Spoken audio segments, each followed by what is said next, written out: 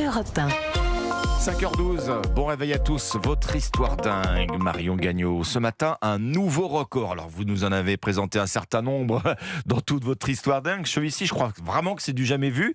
Il est question de cris. Effectivement, le record du monde du cri le plus fort a été battu. Alors c'est un vrai record, homologué par le Guinness Book. Mais avant de vous en parler, Alexandre, il faut qu'on parle un peu de son, de décibels pour être précise. Le son, le bruit, se mesure en décibels, vous le savez. L'oreille humaine est capable d'entendre un bruit au-delà de 3 décibels.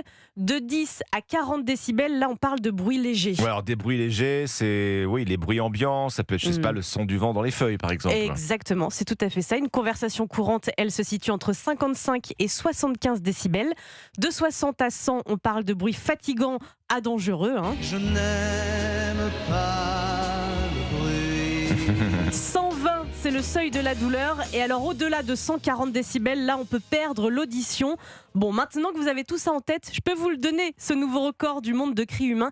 Il est de 122,4 décibels. Venant de cordes vocales, de la voix d'un homme, c'était énorme en fait. Oui, ça dépasse le seuil de la douleur. On le doit à un Australien de 58 ans. Il a battu l'ancien record en criant ça.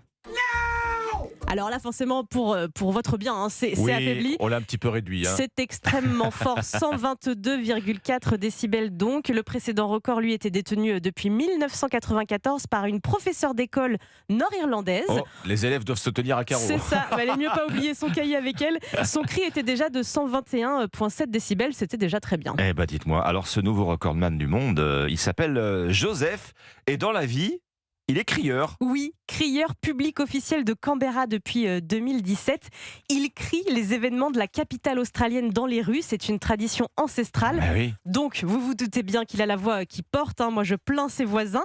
Par contre, pour le record, il a vraiment tout donné, Alexandre, parce qu'il a déclaré avoir cassé sa voix durant plusieurs jours après ce cri. Casser sa voix, oui. 122 décibels, on ne se rend pas forcément bien compte. Qu'est-ce qu'on peut comparer avec quoi, du même niveau? Alors écoutez, c'est aussi fort que le bruit d'une tronçonneuse à côté de vous, qu'un avion au décollage ou encore qu'une sirène d'ambulance.